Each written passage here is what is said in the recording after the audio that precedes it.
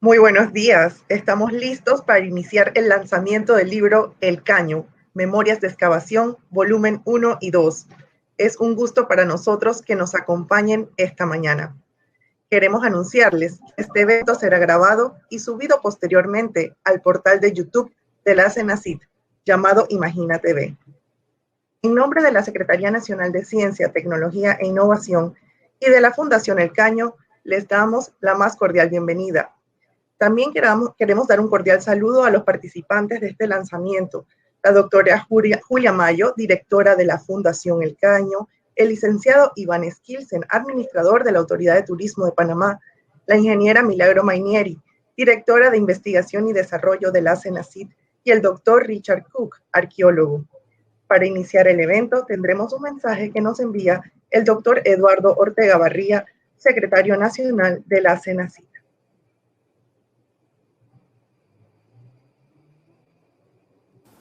Muy buenos días, distinguida doctora Julia Mayo, directora Fundación El Caño e investigadora principal de los proyectos de investigación científica en El Caño.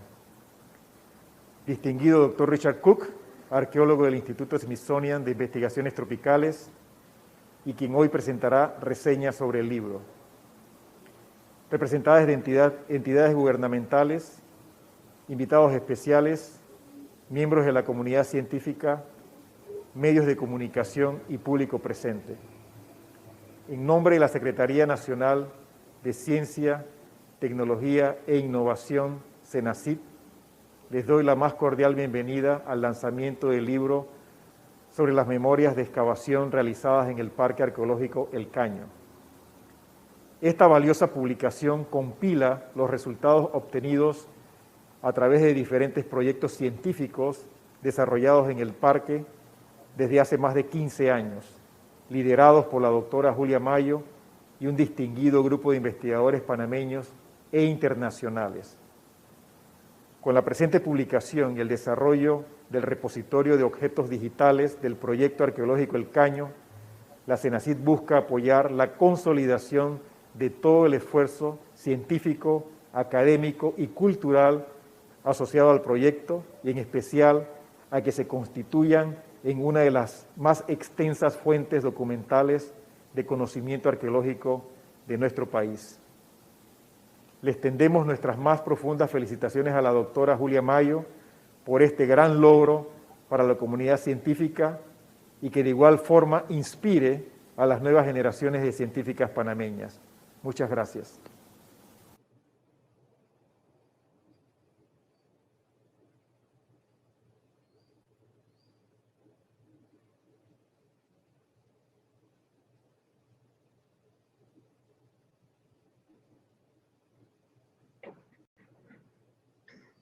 Muy bien, a continuación tendremos palabras por parte del licenciado Iván Skilsen. Adelante.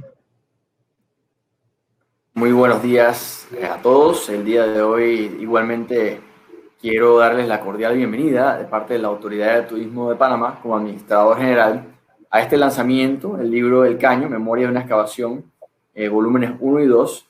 Desde el punto de vista de la Autoridad de Turismo, para nosotros es muy significativo este gran hito que logra una vez más, por un lado, pues el trabajo incansable que viene realizando la doctora Mayo desde la Fundación El Caño, donde con mucho esfuerzo y mucha dedicación ha logrado pues investigaciones de calidad mundial, también por parte ahora del doctor Richard Cook en nombre del Smithsonian Tropical Research Institute y por supuesto acompañado por CENACIT como entidad del gobierno respaldando estas investigaciones de alta calidad. Para nosotros en la Autoridad de Turismo la importancia de este evento y para la cual queremos que la mayor cantidad de personas puedan conocer el contenido de estas investigaciones y de este texto, es que para el turismo estamos apostándole a un contenido patrimonial de alta calidad que nos permitan atraer cada vez más un tipo de turista que estamos llamando el turista consciente, un turista que valore el patrimonio de cada sitio, la identidad profunda del sitio. Y aquí, al hablar de profundo, nos remontamos al remoto pasado de nuestro Panamá, lo que nos hace panameños, en este caso esta riqueza arqueológica. Y es por ello que estamos trabajando en conjunto con Senacid, también el Ministerio de Ambiente, el Ministerio de Cultura, un nuevo modelo de turismo y una estrategia que se llama Turismo, Conservación e Investigación, donde justamente hablábamos antes de este evento que se da un esfuerzo, una sinergia entre los esfuerzos que hacen investigadores, como lo son la doctora Mayo, el doctor Cook y sus respectivos equipos de trabajo, y generando un contenido de interés único en el mundo, como lo son estas excavaciones, que hacen entonces que sea interesante para el turista y ese turista que con su gasto, con su consumo, puede hacer sostenible que se den más investigaciones, que se puedan conservar atributos patrimoniales como lo son las excavaciones arqueológicas del sitio El Caño.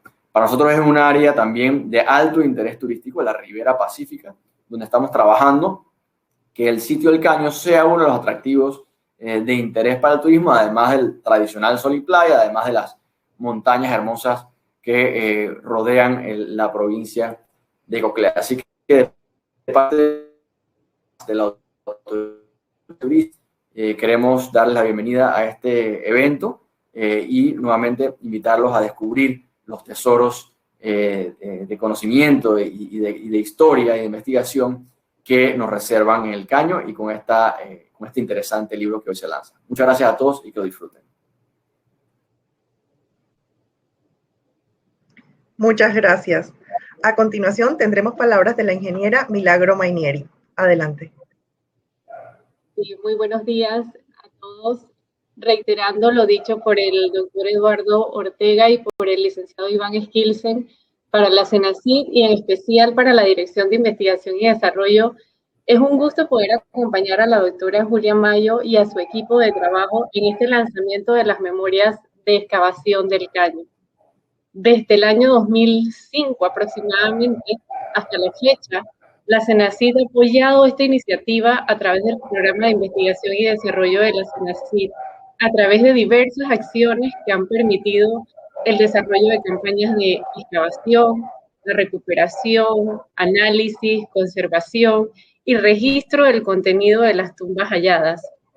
Con la presente publicación no solo se visibiliza mucho más las acciones asociadas a las excavaciones, sino que permite también en este espacio del día de hoy reflexionar y reforzar el valor de este sitio arqueológico y la imperante necesidad de seguirlo estudiando, seguirlo conservando y seguir mostrándole a todos los panameños su enorme valor. No quisiera terminar sin antes darle las gracias también al doctor Richard Cook por acompañarnos en el día de hoy y quien estará aportándonos con una relatoría al final de la presentación de la doctora Julia Mayo. Para nosotros es muy valioso tenerlos con nosotros en el día de hoy. Le damos la bienvenida a todos y esperamos que disfruten esta presentación del día de hoy. Bienvenidos todos. Muchísimas gracias, ingeniera Mainieri. A continuación, le cedemos la palabra a la doctora Julia Mayo, que hará la presentación formal del libro El Caño, Memorias de Excavación, volumen 1 y 2. Adelante, doctor.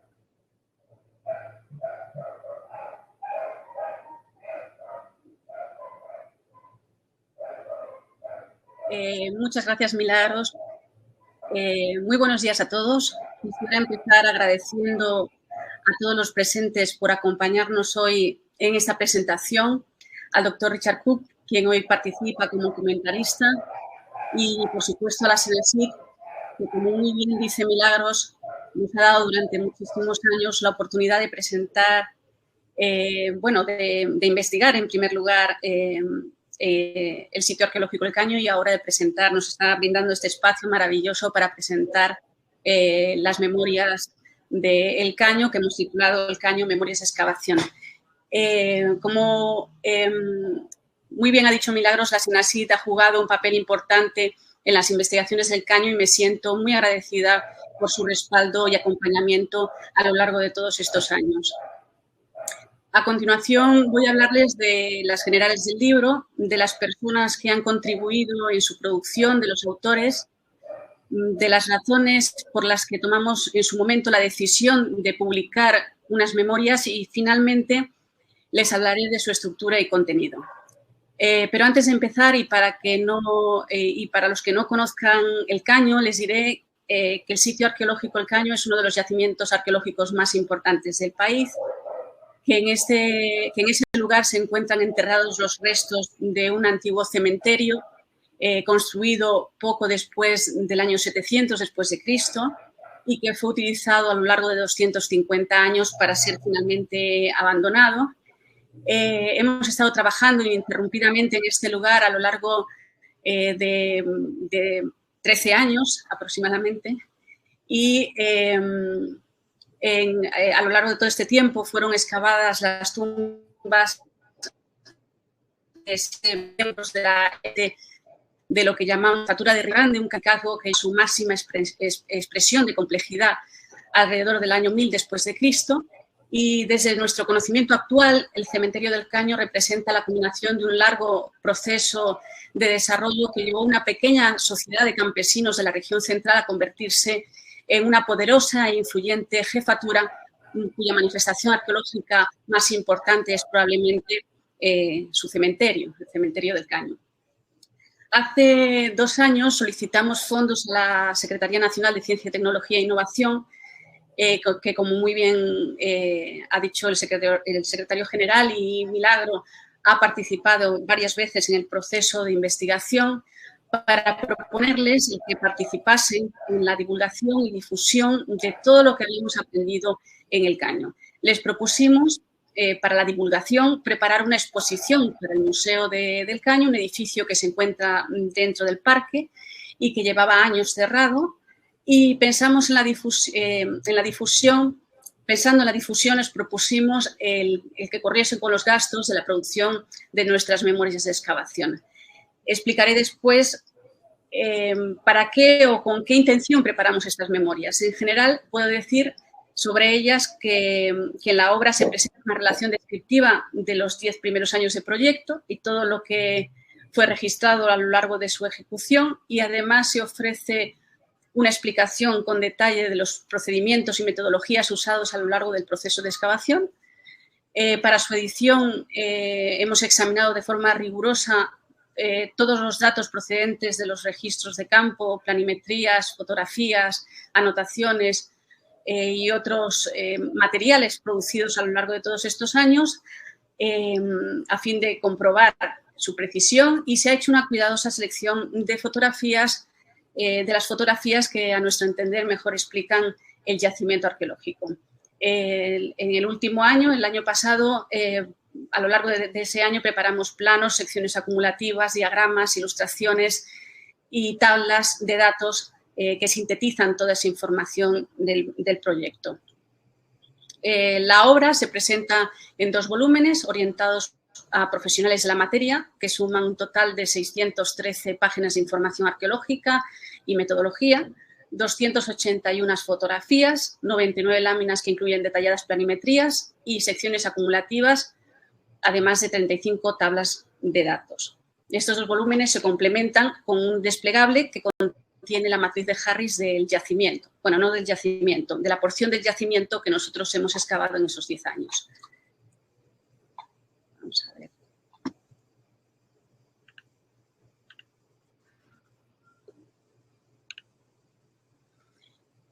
Junto a mí, en la producción del volumen, ha participado como autores 8 miembros del grupo de investigación del Caño, los arqueólogos Carlos Mayo Torné, Mercedes Dina Bueno y Miguel Ángel Hervás, los antropólogos físicos Ayoce Trujillo Mederos, Jesús Herrerín López y Alexa Hancock, y los informáticos Alfredo Fernández Valmayor Crespo y Ana Fernández Pampillón.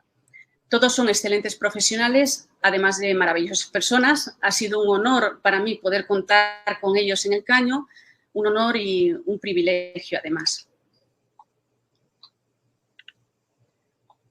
Antes de hurgar en las tripas estos 2 libros, quiero detenerme para hablarles muy brevemente de la importancia y sentido de las memorias de excavación. ¿A qué llamamos memoria de excavación? Las memorias de excavación son un clásico de las excavaciones arqueológicas. Se trata de un documento escrito que es preparado al finalizar un proyecto de excavación o una etapa importante de un proyecto de excavación. y reúne información metodológica referente a los métodos de excavación, registro, etc., así como una caracterización exhaustiva de las estructuras arqueológicas, materiales y contextos. ¿Por qué es un documento tan importante? Porque el método y los métodos y las técnicas de excavación que usamos aún hoy en día en arqueología son destructivos, lo que significa que a medida que se avanza en la investigación, en la excavación de un yacimiento arqueológico, lo vamos destruyendo sin remedio. Es nuestra obligación y responsabilidad, por tanto, llevar a la par de la excavación un registro riguroso que documente todo lo que se va encontrando mientras se excava. Las memorias son, por lo tanto, lo que queda de los vestigios arqueológicos una vez excavados y, por lo tanto, las depositarias es el único referente documental de vestigios. Han pasado 80 años desde la publicación de la última memoria de excavación escrita en un yacimiento arqueológico de Panamá. Se trata de las memorias de excavación de Sitio Conte, que es el libro que ven ustedes a la izquierda de la imagen. Si en algún momento tienen la ocasión de poder leer estos dos libros y compararlos, notarán que los métodos utilizados en la excavación de estos dos sitios arqueológicos y sus contenidos son diferentes. La diferencia es importante. La diferencia más importante de estas memorias es la calidad de los datos que contienen. Y esto es así porque, si bien en Sitio Conte se llevó un registro minucioso de muchos contextos y materiales, la excavación no se hizo de la manera como ahora sabemos sería la forma correcta de hacerla. Los métodos de excavación han cambiado y eso definitivamente se nota.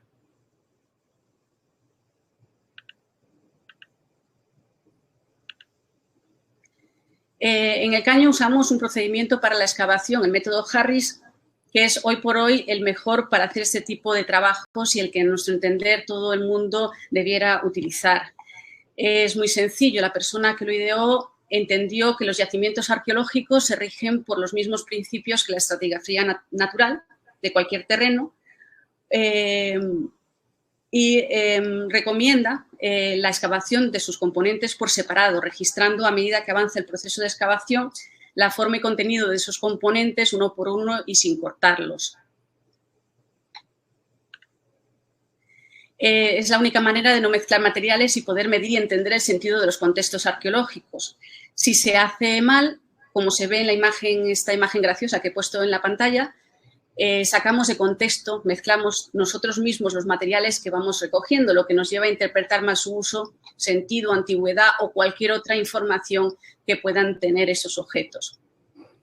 Cuando fue excavado Sitio Conte, la estratigrafía no se tenía en cuenta, los métodos eran otros, más parecidos a los que ven en pantalla, y es por esta razón que en apariencia, a pesar de que Sitio Conte y el Caño contienen tumbas muy similares, se ven muy distintas a la luz de las dos publicaciones. Pues bien, contestando a la pregunta de ¿para qué presentamos unas memorias? Quizás la razón más importante es que lo hacemos para que los docentes tengan una herramienta para explicar métodos de excavación y registro arqueológico y empecemos a hacer una arqueología de mejor calidad, porque tal y como he tratado de explicar, la calidad de los datos está directamente relacionada con la manera como excavamos. Creo que en el Caño lo hemos hecho bastante bien. Cuando lean el libro notarán además que nos hemos esforzado en explicar el yacimiento, es decir, en mostrarlo de una manera comprensible, con detalle y usando un lenguaje claro. Sentimos además que con la publicación de estos libros estamos rindiendo un merecido tributo a un sitio valiosísimo y que creemos ha merecido todo el esfuerzo que hemos hecho para producir un documento como el que presentamos hoy, que consideramos está a la altura de su importancia. Y con respecto a su estructura, como bien decía Milagros, la obra, en las memorias, se presenta en dos volúmenes, uno destinado a la explicación de las metodologías y de los contextos arqueológicos, y el segundo volumen, que contiene información relativa a los artefactos que hemos recogido en estos contextos. En el primer volumen está dividido o segmentado en 5 partes.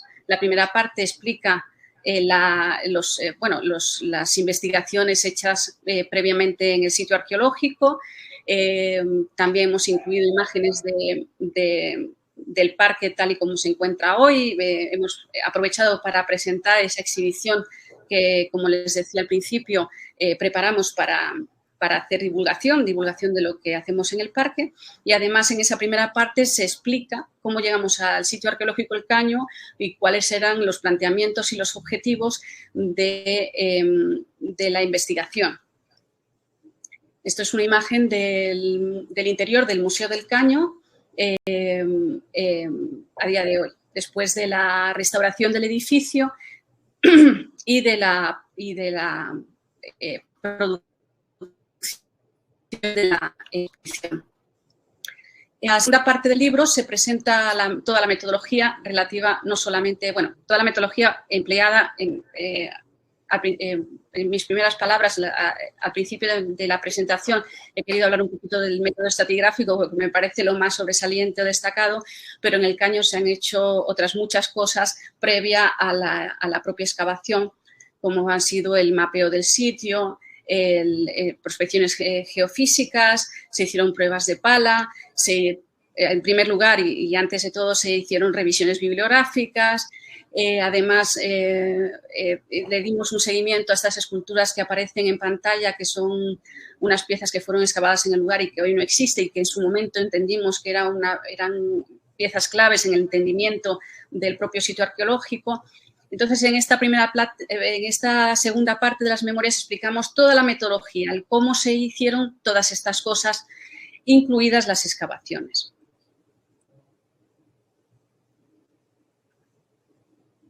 Y, bueno, se presentan, como bien decía al principio, pues láminas con los productos de estas investigaciones. En pantalla se ven proyecciones de las microtopografía y de las prospecciones magnéticas hechas en el sitio arqueológico. Estas otras imágenes muestran las pruebas de pala, los sondeos que hicimos antes de la excavación. Y a la derecha se muestra nuestra excavación, el punto en el que estamos excavando desde el 2008. En la tercera parte de las memorias explicamos o destinamos este espacio a la caracterización de las tumbas. Y como tenemos hemos llegado a entender con el tiempo la dinámica del yacimiento y cómo funciona, cuáles son sus contenidos, pues hemos querido, me pareció oportuno presentar todo el contenido de estas tumbas por fases para poner en relieve el que en estos enterramientos no solamente hay entierros, que es para lo que en primer lugar se hizo la tumba, sino que existen otro tipo de componentes como depósitos de colmatación, que son producto de inundaciones, de la colmatación de la propia tumba, y sobre ellos hay ofrendas. Y bueno, se presenta de forma organizada, se han excavado la excavación o los restos y contextos de las 7 tumbas excavadas hasta la actualidad. Hemos querido incluir, además, aunque en principio pensábamos que era un poco pronto, los avances en una investigación muy interesante, que además seguramente sea parte de lo que hagamos a futuro. Estamos pensando el destinar menos tiempo a la excavación de las tumbas porque empiezan a repetirse los mismos contenidos y ya no tiene mucho sentido para nosotros seguir excavando en el punto en el que estamos excavando ahora.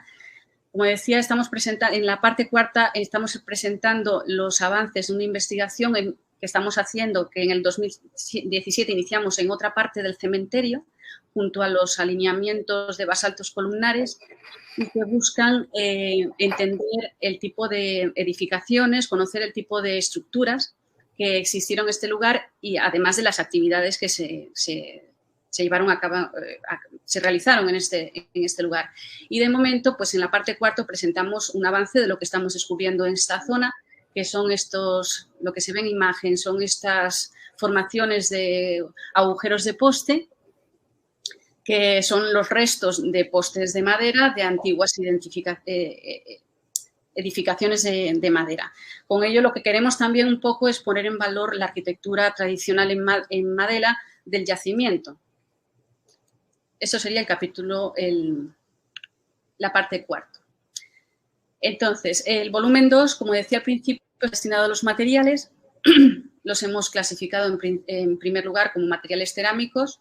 Los presentamos en una parte los materiales cerámicos y por separado los materiales no cerámicos, que son aquellos artículos, herramientas, ajuares o artefactos de uso ritual que encontramos dentro de las tumbas.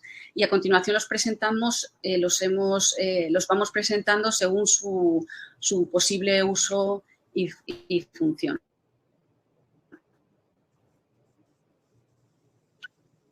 Y bueno, como decía al principio, la obra contiene no solamente los 2 volúmenes en los que se explican contextos y materiales, sino que además incluye aparte un diagrama, lo que llamamos matriz de Harris, que es una representación gráfica, un diagrama que simplifica las relaciones espaciales y cronológicas de cada una de las unidades estratigráficas o componentes estratigráficos del yacimiento, de la porción de yacimiento que ha sido excavado, que aparece dentro de un sobre junto a los dos libros. Y bueno, hasta aquí ha llegado mi presentación. Desde luego, estoy muy interesada en conocer o saber qué es lo que opina el doctor Cook de ese trabajo. Les agradezco nuevamente la oportunidad que nos han dado para presentar el libro y bueno, ojalá y pronto podamos hacer de nuevo algo similar para futuros proyectos. Muchas gracias, doctora Mayo. A continuación tendremos la participación del doctor Richard Cook. También queremos recordarle a todas las personas que nos acompañan en el evento que en el chat pueden ir colocando sus preguntas. Adelante, doctor Cook. ¿Me escuchan? Sí. Sí. Para mí, yo tengo un eco, ustedes no. ¿No? Para mí es un gran honor aceptar esta invitación, ofrecer algunas palabras de agradecimiento a la doctora Mayo por el gran aguinaldo que acaba de obsequiarles a los estudiosos de la profunda historia de los pueblos originarios de Panamá. En lo personal, no me caben las alabanzas a Julia y a todo su equipo internacional por poner en valor un extraordinario yacimiento precolombino situado en medio de los llanos inundables de Coclé, a poca distancia de los productivos esteros de la vertiente del Pacífico y con salida directa al océano. La riqueza de este ecotono neotropical de clima estacional sin duda influyó en el establecimiento de una sociedad de gran complejidad social.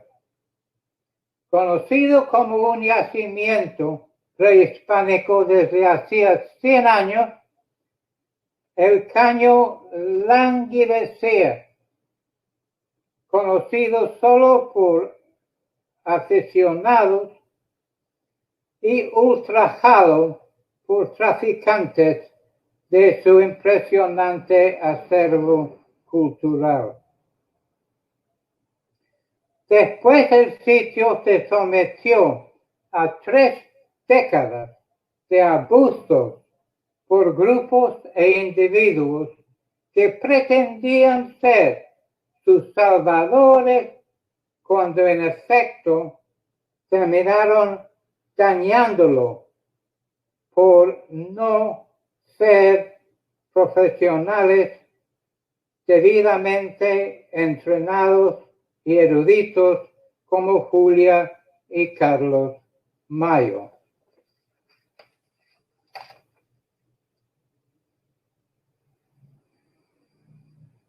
En 2006, Julia Mayo llegó a El Caño en compañía de su incansable hermano y ayudante Carlos, y respaldado por Alexis Mojica, físico de la Universidad Tecnológica de Panamá. Dando un impulso al descubrimiento y puesta en valor de una zona funeraria casi intacta. Aunque el Caño en muchos aspectos parece un espejo del ya conocido sitio Conte, distante tan solo 2,5 kilómetros del Caño, las excavaciones realizadas por arqueólogos de las universidades de Harvard y Pensilvania en los años 30 contrastan el desorden con el orden y la nitidez de las excavaciones hechas por Julia Mayo y su magistral y súper competente equipo internacional de ayudantes. Julia, tú mereces todos los elogios que estás recibiendo. Esta investigación y las memorias que tan detalladamente resumen la novedosa metodología representan un hito en la arqueología científica y espero que sean el modelo para futuros proyectos. No fue nada fácil armar el proyecto El Caño. Julia tuvo que tapar los oídos a chismes infantiles sobre sus motivos.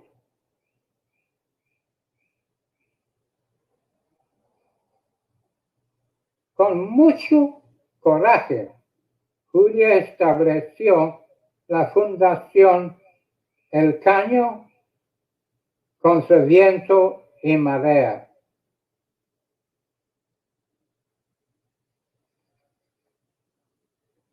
Este proyecto es netamente panameño, concebido por panameños para la nación panameña,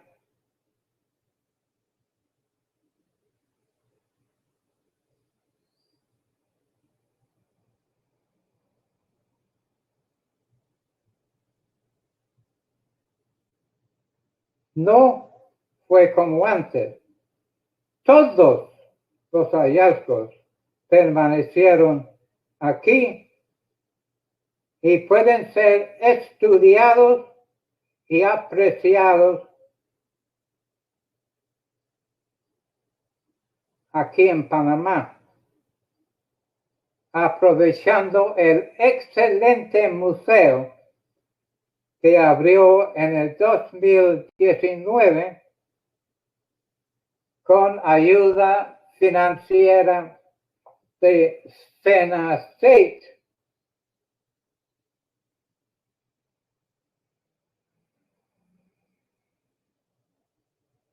Bravo, Julia y Carlos Mayo. Gracias, Senacit, por respaldarlos y por hacer realidad este excelente proyecto. Muchas gracias.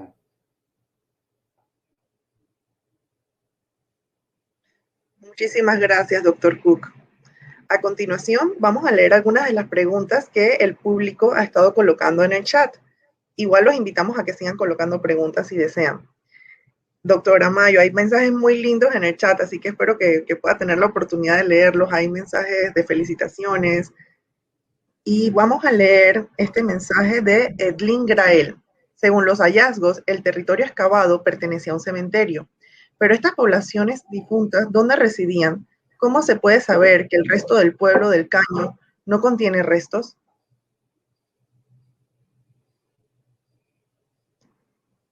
Doctora, su micrófono. Tiene el micrófono apagado. Gracias.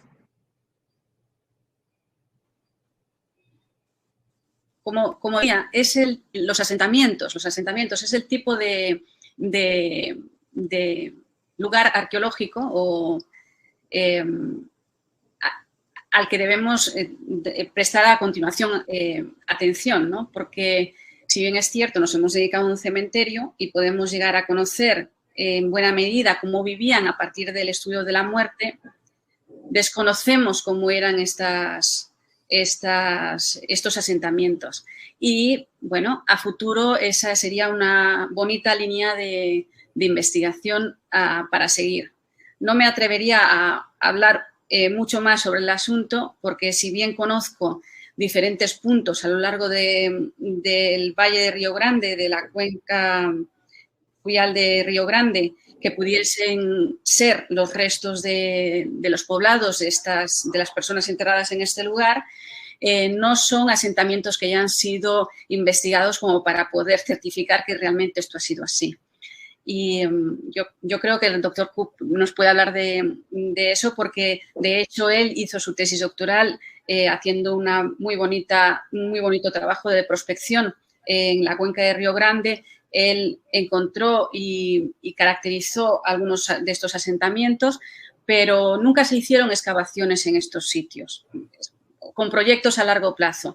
Y como estamos viendo, es algo realmente hacer una investigación como la del Caño es algo que toma mucho tiempo, es mucho esfuerzo y bueno, de momento lo único que puedo decir es que si de repente surgiese por ahí algún estudiante que quisiese implicarse, involucrarse, comprometerse a hacer una investigación relativa a los asentamientos, a los lugares en los que estas personas vivían, pues sería maravilloso porque así sabíamos un poquito más sobre este asunto. Sí.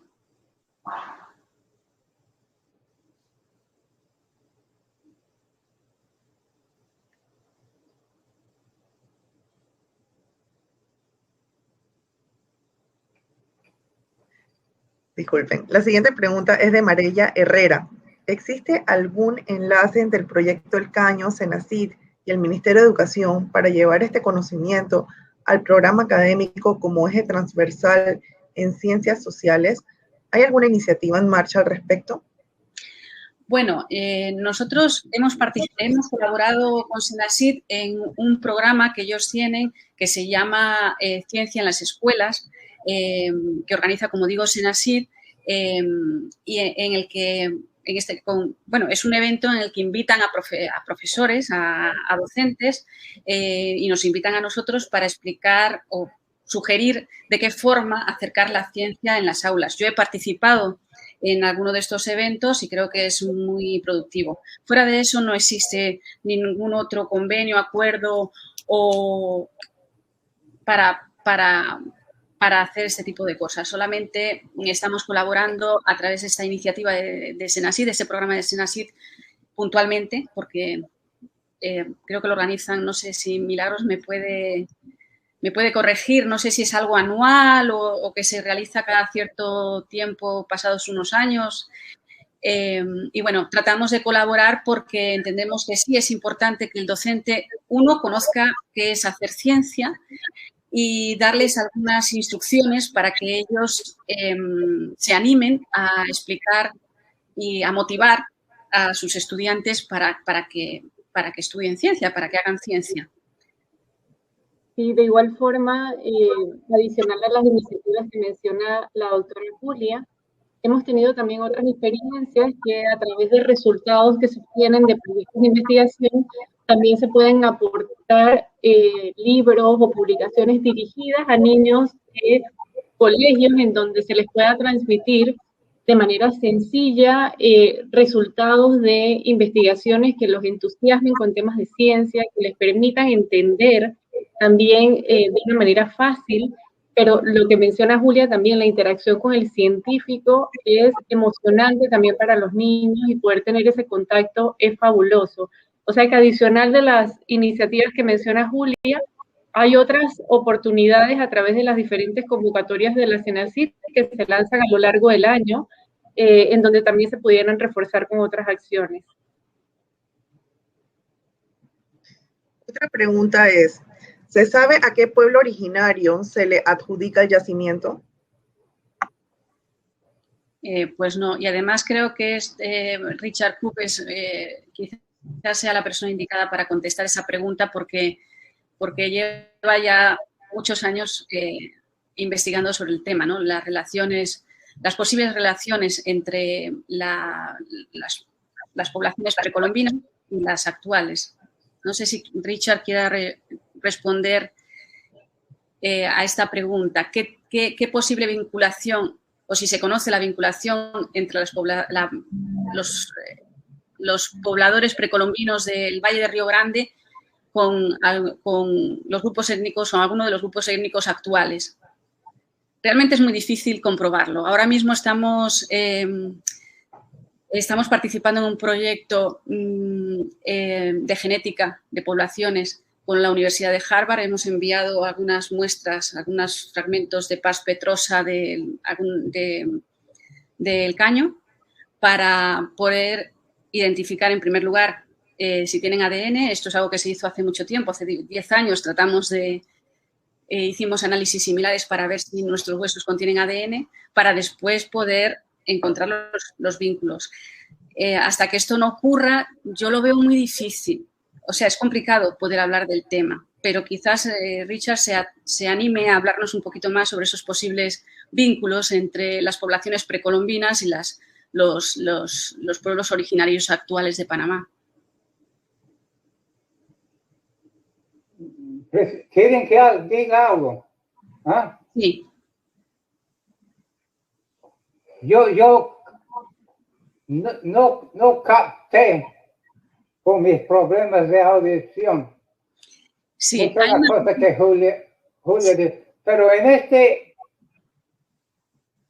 este momento,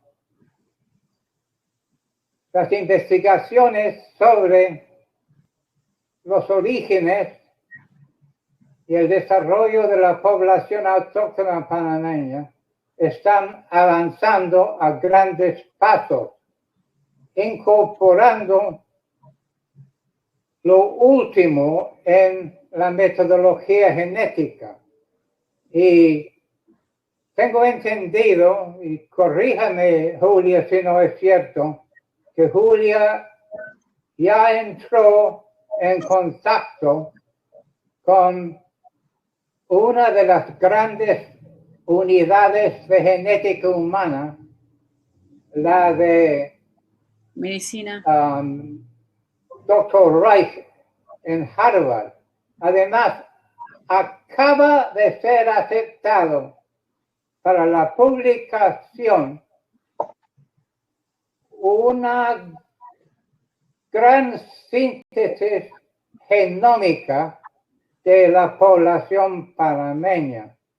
El Día de los Inocentes, el 1 de abril, va a salir publicado en la prestigiosa revista Cell. Ha habido una gran discusión a través de los años sobre la antigüedad y la continuidad de los primeros grupos que llegaron al Istmo. Y es obvio que tan pronto el ser humano llegó por aquí, hace más de 14.000 años, permaneció aquí, dividiéndose entre grupos culturales cada vez más pequeños. Y para muchos les sorprende el dato que los gunas que hoy día residen en Darién y la comarca de San Blas son tan panameños como los demás grupos. En efecto, el trabajo de Alessandro Achilli y sus colegas para CEL reafirma que los gunas son un grupo panameño muy antiguo. Nada de venir de los Caribes o de Sudamérica. Los gunas son panameños.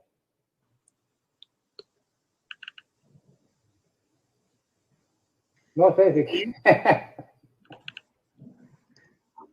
Gracias, doctor Cook. Otra pregunta que tenemos es, aparte de ser maestros orfebres, ¿se destacaban en algún otro oficio? Por supuesto. Tenemos, por ejemplo, solamente que mencionar, por ejemplo, las cerámicas. Recientemente, bueno, Carlos Mayo, uno de los investigadores del proyecto, estará presentando su tesis doctoral en el mes de mayo en la Universidad de Santiago de Compostela, y él precisamente se ha dedicado todos estos años a procesar toda la información procedente de la cerámica con objeto de poder llegar a un conocimiento sobre la estandarización y especialización de los artesanos alfareros, las personas que hacían estas cerámicas. Y bueno, llegando a la conclusión de que efectivamente eran artesanos especializados, además muy productivos. Solamente hay que visitar el caño en el momento de las excavaciones para darse cuenta que probablemente sean de los materiales más diversos y numerosos que hay en cualquiera de las tumbas que nosotros hemos excavado. Recientemente, además, tenemos en la Fundación una nueva incorporación, la incorporación de un nuevo estudiante, Yarik Samayín, que va a investigar sobre el género de la persona, de las personas que hacían estas cerámicas utilizando análisis métricos de las huellas dactilares que se encuentran dentro de las vasijas, de algunas de las vasijas cerradas, las ollas, las vasijas que no son pulidas por dentro y que todavía conservan las marcas. Pero sí, y de los orfebres es interesante señalar una cosa: no solamente eran unos magníficos maestros en el manejo de los metales, en la producción de la orfebrería, sino que además eran innovadores, porque utilizaban, esto es una investigación que también está en proceso, pero utilizaban las mismas técnicas y procedimientos que usaban para fundir y trabajar el oro, lo usaban con las resinas, lo usaron con las piedras, combinaron oro con piedra, oro con resina, oro con hueso. O sea, que es algo que muy propio de esta región cultural, que no se ve en otras zonas de la periferia o fuera de la región central, y que son muy interesantes y ponen en evidencia hasta qué punto estas personas estaban no solamente desempeñándose magníficamente bien como artesanos, sino que además eran innovadores experimentando con nuevos materiales, combinándolos, etcétera. Otra pregunta dice, Nicole Smith Guzmán, sé que la Fundación El Caño envió muestras de restos humanos a la Universidad de Harvard recientemente para hacer un estudio de ADN antiguo. ¿Qué resultados esperan de este estudio y cómo esta nueva información genética apoyará los conocimientos de esta población precolombina? Bueno, como bien decía, lo primero que esperamos es saber, porque tenemos todavía no sabemos si realmente estos materiales contienen las moléculas endógenas del ADN, que es donde se guarda la información genética de los individuos, de los individuos del caño. Y entonces, como bien dice Richard, ahora nosotros tratamos de hacer este análisis, estos estudios, hace 10 años. Se enviaron unas muestras también con permiso de la autoridad competente, de la Dirección Nacional de Patrimonio Histórico. Se enviaron muestras creo que fue un laboratorio molecular en algún sitio en Francia. No lo recuerdo muy bien, pero en su momento, pues los resultados de esta investigación fueron negativos por la sencilla razón de que no encontraron proteínas, los huesos no tenían el colágeno suficiente como para poder investigar este asunto. Recientemente nos contactaron el laboratorio Dr. Reitz de la Escuela de Medicina Genética de la Universidad de Harvard, explicándonos que recientemente habían hecho un estudio de genética de poblaciones para el Caribe, tratando de construir. Ese estudio construyó un mapa genético de las poblaciones del Caribe y que querían hacer lo mismo para América Central, lo cual me pareció fabuloso. Entonces, les advertí que nuestras muestras parecían no tener material genético explotable, y entonces ellos me dijeron que me hablaron de esta nueva metodología que habla el doctor Cook, que consiste con porciones muy pequeñitas de muestras de hueso sacadas de la clóquea, de la cápsula de la clóquea, que es un punto aquí cerca donde están los huesos del oído, que es parte del hueso temporal del cráneo humano, que buscando ahí se podría probablemente tal. Nosotros estamos esperando los resultados de este análisis. De hecho, estoy esperando un poquito más porque me dijeron que en un mes podríamos tener, por lo menos, saber si estos materiales tienen la información que estamos buscando, que es la genética. ¿Para qué lo estamos haciendo? Bueno, para nosotros es interesante porque nosotros hemos hecho muchas especulaciones con relación a quiénes son o cuáles son las relaciones de parentesco entre las personas enterradas en estas tumbas.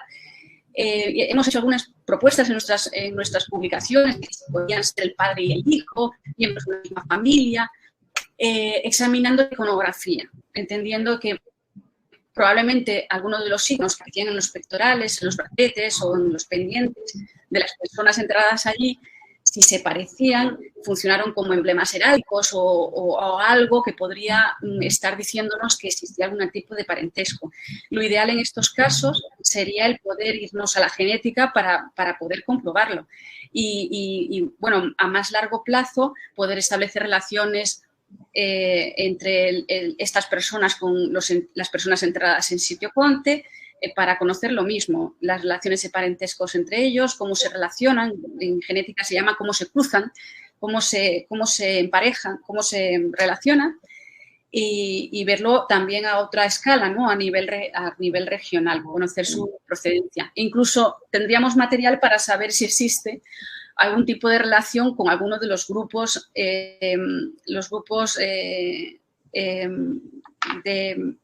actuales de algunos de los pueblos originarios que habitan hoy Panamá. Nos mantenemos a la espera, estamos muy ilusionados y de hecho nos hemos comprometido a tratar de que ellos puedan conocer a más personas que hacen arqueología aquí, que pudiesen tener, o instituciones que pudiesen tener muestras de huesos, para que ellos puedan hacer su mapa genético precolombino y podamos contar con esto, que es una información interesante para todos, creo yo. No sé si con esto contesto. Gracias, doctora. Vamos a hacer dos preguntas más. Una de Rafael Samaniego en cuanto a arqueoetnobotánica. ¿Las plantas que fueron domesticadas en estos tiempos son diferentes a las de ahora? ¿Podemos aprender más de la dieta de nuestros aborígenes? Las plantas que utilizamos ahora son las que ellos domesticaron. O sea, nosotros comemos maíz, zapallo, yuca, y todas estas plantas gracias a que ellos en su momento hicieron todo el proceso de domesticación y mejoras genéticas y todo lo que interviene en el proceso de domesticación de las plantas. Es decir, que ellos lo hicieron, consumieron todos estos productos antes que nosotros y además fueron los que se encargaron, sus ancestros. No estamos hablando de los del caño porque esto es algo que ocurre miles de años atrás, pero digamos que son estos ancestros los que han hecho posible que hoy consumamos ciertas plantas. Y acá tenemos otra pregunta. En las excavaciones entiendo que se han encontrado piedras preciosas que no son propias de la geología panameña. ¿Se ha podido establecer algún vínculo con otras sociedades de la región en aquella época? ¿Esto se ha dado porque hubo intercambio cultural entre sociedades de distintas zonas o bien por el hecho de ser un sitio de tránsito?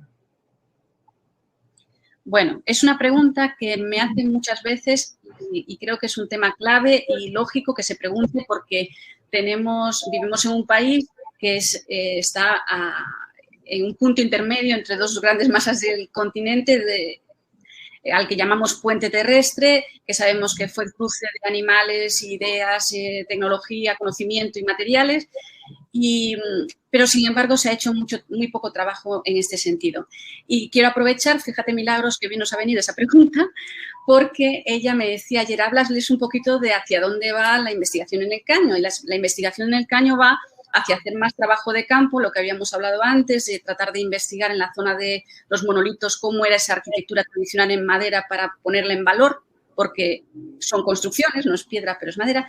Y nuestra intención es también sacarle partido a esos materiales que hemos encontrado en los entierros, que están todavía por analizar. Entonces, en este sentido, lo que hicimos, lo que se nos ocurrió fue presentar una propuesta a Senasit que presentamos ayer noche a las 8 de la noche, corriendo, en su convocatoria de I+D, para investigar el tema del intercambio, no solamente local, sino también regional o interregional, quién sabe, utilizando como materiales principales algunos objetos del caño y utilizando como métodos y técnicas, pues, los métodos arqueométricos que la traceología, los análisis de elementos traza y cualquier otra herramienta científica. Hemos propuesto una serie de herramientas científicas para poder identificar en primer lugar la procedencia de esos materiales. Una vez se establezca cuál es su procedencia, tratar de identificar en el lugar de procedencia materiales o cualquier otro indicador de Coclé en ese lugar. Y hemos invitado a un estudiante que se llama de doctorado, que está ahora mismo haciendo su doctorado en España, que es Abner Alberda, a que cierre el proyecto una vez identificados los puntos de intercambio, a que contribuya calculando las posibles rutas entre los diferentes puntos. Pero sí hay muchos elementos muy interesantes de posible procedencia de áreas fuera de Coclé, como pueden ser las costillas de Manatí, las esmeraldas, que todavía están por analizar, que es algo que vamos a incluir en este proyecto, en esta fase del proyecto, el análisis de estos materiales que parecen ser esmeraldas. También hay algo muy interesante, como son los espejos de pirita. Recientemente cayó en mis manos una publicación de un sitio, además es una publicación reciente de unos análisis que se hicieron, también análisis de procedencia y tecnológicos de traceología para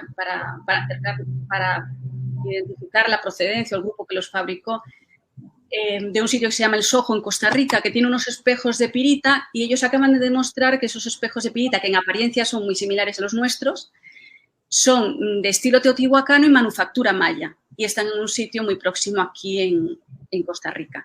Entonces, habría que ver todas estas cosas para dar respuesta a algo que además está en el imaginario, que es una curiosidad nuestra, pero de muchas personas también, ¿no? Estando en la posición en la que estamos, teniendo los materiales que tenemos, que son son materiales procedentes de tumbas de élite, y bueno, partimos del supuesto de que la élite se rodeaba de materiales que son exóticos, exclusivos, o sea, ver este tema analizando estos materiales. Sí, acabamos de presentar una propuesta en ese sentido, en esa dirección, para explotar, sacar partido a los materiales del caño. Doctora, vamos a terminar con una pregunta que me imagino que todos los que están presentes tienen. ¿Dónde estará disponible la memoria para comprarlas o acceder a ellas de otra forma? Es la pregunta de Roxana. Bueno, nosotros estamos distribuyendo en la medida de lo posible los libros en bibliotecas y escuelas, en facultades, centros de investigación. Tenemos una lista de lugares a los que nos gustaría acercarnos para dejar una muestra, entendiendo que es la mejor manera de que llegue a más personas, ¿no? El hacer entregas a la biblioteca, y lo que vamos a hacer es poner en nuestras redes los listados de esos sitios donde estará disponible el libro, y además de eso, si hay una parte de las copias que estarán disponibles en El Hombre de la Mancha, en el supermercado Rivasmith de Costa del Este, y en la librería de la facultad, la librería universitaria que está en la Facultad de Humanidades de la Universidad de Panamá, allí también estará. Y creo que a partir de marzo en la librería de Panamá Viejo. Esto lo estamos haciendo poco a poco porque como estamos en esta situación tan difícil, con limitaciones de movilidad, y pues es algo que se está haciendo poco a poco.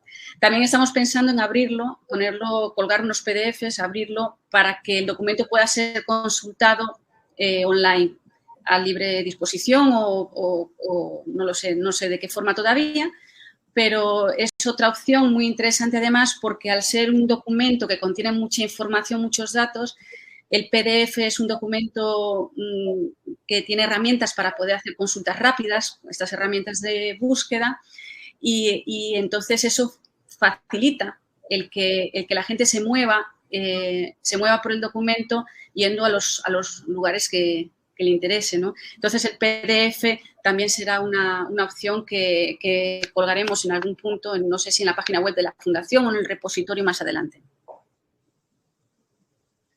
Muchísimas gracias. Bueno, con este mensaje de la doctora Mayo vamos a concluir el evento. Queremos agradecerles a todos por su participación, también a los panelistas, muchísimas gracias. Y esperamos que nos sigan en las redes sociales @Senacit para que se enteren de los próximos eventos y nos acompañen. También los invitamos a que visiten imagina.senacit.gov.pa, que tenemos la nueva edición de la revista Imagina disponible para todos ustedes. Muchísimas gracias, que tengan un buen día. Gracias.